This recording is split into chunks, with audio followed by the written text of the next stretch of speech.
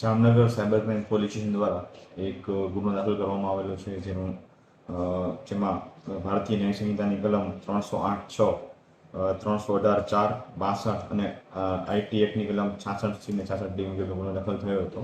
જે બનાવની વિગત મુજબ જે આ કામના ફરિયાદી છે એમનું મહારાષ્ટ્રમાં એક પ્રગતિ એન્ટરપ્રાઇઝ નામનું એક પેટી હોય અને એની એકાઉન્ટ ત્યાંની એક્સિસ બેંકની બ્રાન્ચમાં ખોલાવેલું હતું.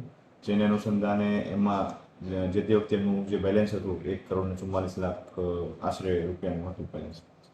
એમાં એક અજાણ્યા એકાઉન્ટમાંથી ટ્રાન્ઝેક્શન એમના એકાઉન્ટમાં થાય છે 3,000 રૂપિયા આસપાસનું, અને જેના આધારે થોડા ટાઈમ પછી એમના એકાઉન્ટને ફ્રીઝ કરવામાં આવે છે અને જે લોક કરવામાં આવે છે.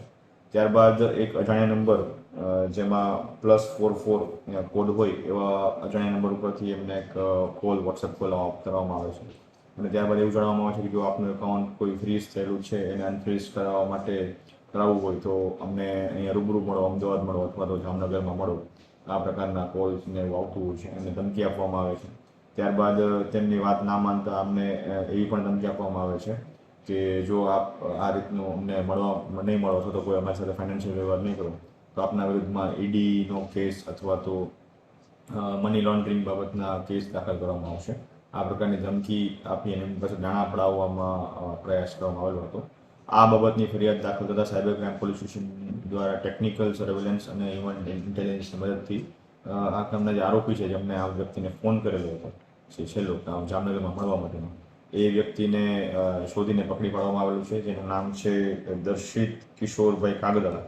આ જે આરોપી દર્શિત છે એ જામનગર ખાતેથી એને અટક કરવામાં આવેલો છે અને હાલ પોલીસ કસ્ટડીમાં છે અને એની આગળના પોલીસ રિમાન્ડ મેળવવા માટેની તજવીજ હાલ ચાલુમાં છે. તો આ બાબતમાં મેઇન ખાસ તો લોકોને એ સૂચના કરવાની કે જ્યારે આપનું કોઈ પણ એકાઉન્ટ આપનું ફ્રીઝ થાય, અનફ્રીઝ થાય, ત્યારે ક્યારેય પણ પોલીસ આ રીતના કે પોલીસ અથવા કોઈ પણ બેંક કે કોઈ પણ લો એન્ફોર્સમેન્ટ એજન્સી બારોબાર આવી રીતના ક્યારેય પણ ફોનથી કમ્યુનિકેશન અનફ્રીઝ કરવા માટે કહેતા નથી અથવા તો અનફ્રીઝ કરવા માટે ક્યારેય કોઈ પણ આ રીતે નાણાકીય વ્યવહાર કરવામાં આવતો નથી. જે પણ કમ્યુનિકેશન હોય છે એ કોર્ટ મારફતે અને લગત પોલીસ મારફતે લેખિત કમ્યુનિકેશન કરવામાં આવતું હોય છે. તેથી આ પ્રકારનો કોઈ પણ બાબત આપના ધ્યાને આવે તો તાત્કાલિક 1930 અથવા તો નજીકના સાયબર ક્રાઇમ પોલીસ સ્ટેશનનો સંપર્ક કરવો જોઈએ. સર, કેટલા સમયથી આ ગુનો આચરવામાં આવતો હતો? આ સમગ્ર બનાવ આશરે 2 મહિના આસપાસમાં બનેલો છે. આની પહેલા ક્યારે આવા બેંક એકાઉન્ટમાં ફ્રોડ કરેલું છે? તે બાબતની તપાસ હાલ ચાલુ છે.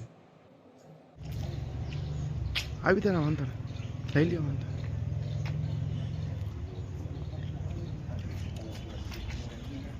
બધે આવવાનું છે.